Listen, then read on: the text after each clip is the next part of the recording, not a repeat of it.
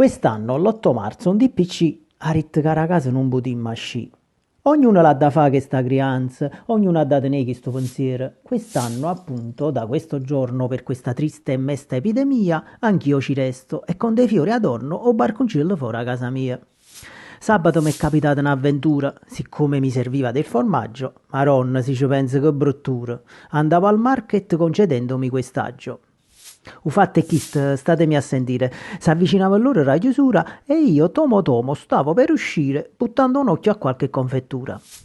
Chi si accaparrava cibo per un mese, non avendo rispetto per nessuno, carrelli pieni di 1000 pazze spese, chiedendosi ma ci arriviamo po' 31. A cassa di Coca-Cola un coppa a tutto, sotto una busticina di datterina, 3 rezze di vongolo con una cesta di frutta, cannella, cannellone e biscottino. Proprio a distanza un metro a sta signora, gesteva nata donna piccerella, arrugnata e senza protezione, ma sotto naso solamente una sciarpella.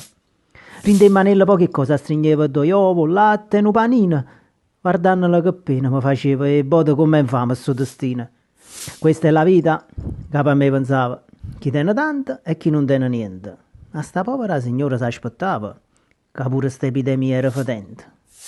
E mentre fantasticava sto pensiero, buttava in to carrello di panzarotte, pure se l'aveva fatto là da sera, e mangiata volta che mi importa.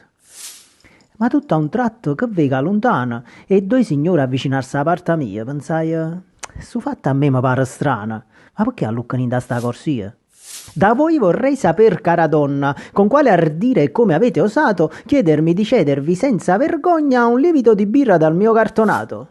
La precedenza è sacra e va rispettata, voi perdeste il senso e la misura. Stasera la pizza voi non ha bastata, e non vi ronco niente, ve lo giuro.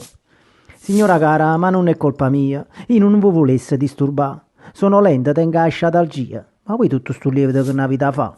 Solo con un puzzullo io sarei contenta, facesse una pazzella a figlia, ma su fi, è proprio mobile, in questo momento me ne trasessero in due vasciami. E cosa aspetti, oh vecchia spennacchiata, che l'ira mia raggiunga l'eccedenza? Se io non fossi stata assai educata, avrei chiamato già la vigilanza. E fammi vedere, e chiamala sta vigilanza. La verità, signor, mi sono scocciata di sentire. E si perde la pazienza di faccio strascino. Ma chi te crede essere, non di? Ma vuoi capire che noi siamo uguali? Come rischi tu, rischio pure io. Stu Covid, sai? Ci vede tale e quale. Lurida pezza, come ti permetti paragonarti a me che del Codugno e del Pascale sono amica dei primari, abbiamo mangiato insieme pure a Natale. Ma tu qua a Natale, Pascale e Giuseppino, dopo mettere in capo in sta cervella che stai malata ancora di fantasia.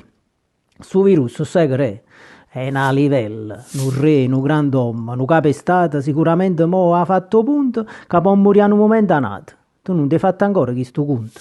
Perciò stiamo a sentire non fa contessa. Se sei egoista tu ci sbatti un musso, perché a sto mondo siamo tutti stessi. E questo che ci impara sto virus.